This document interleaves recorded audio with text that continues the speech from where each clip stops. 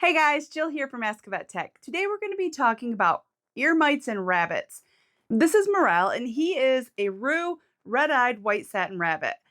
My friend Monica has a bunch of rabbits, and Morel and Morel's brother are the only two that seem to have an issue with ear mites. When I was talking to Monica, we had talked about how to tell if your rabbit has ear mites, and she thought she would be able to see the ear mites on the fur, but that just wasn't the case. In order to see ear mites, you have to look inside the ear, and there's usually a bunch of gunk in there like this, and the ear mites like to hide out in that stuff. It's very, very hard to see them. If you were to take a clump of that stuff and put it on a slide and look at it under a microscope, you would totally be able to see them. So a common treatment for ear mites is to use oil, some kind of olive oil. And basically what the goal is you want to coat the entire interior of the ear so that the mites are coated and not just the poop and the crusty stuff. The ear is super sensitive to touch because the pain from the mites been biting them and just irritating the skin. These ear mites have not responded to her deep cleaning the ears and using the oil as a treatment. The next step is either injectable ivermectin, or you can use a topical revolution that's made for cats that you get from the vet. Today we're going to be using injectable ivermectin to kill these ear mites. Monica got this injectable ivermectin from her veterinary supply store that's linked to her veterinary clinic. They sold her 2 doses for this rabbit and gave the instructions to give the full dose under the skin subcutaneously and to do the second dose as well. She did not feel comfortable injecting the rabbit all by herself, so I offered to teach her how to do it. I have done this many times in clinic, but I've always had a holder, so I understand why she was overwhelmed to try to do it by herself. So as I get ready to inject, this rabbit's probably going to back up. So I had her place a hand behind and one in front, and then we're going to tent the skin so that we can place the medication in there. When you tent the skin, it basically makes a triangle area here, and you're going to inject in the center of the triangle. You're going to angle the needle like this so the needle goes directly into the skin. And then we're going to pull the plunger back, make sure we don't have a bunch of blood in there, and then we're going to inject the ivermectin under the skin. If, when you pull the plunger back, you do get blood, you need to take that needle out and you need to reposition because where it was is in some kind of blood supply and you don't want to inject that directly into the bloodstream.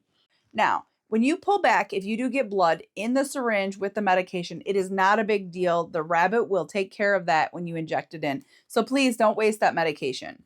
After injecting the contents of the syringe into the subcutaneous layer, we're going to pinch right where we injected the medication. This will help the skin to not bleed and to not let the medication seep back out if the rabbit were to jump around. The medication will absorb into the rabbit very slowly into the bloodstream so that when the ear mites bite and ingest the blood from the rabbit, they're getting the medication as well. It rapidly kills them off.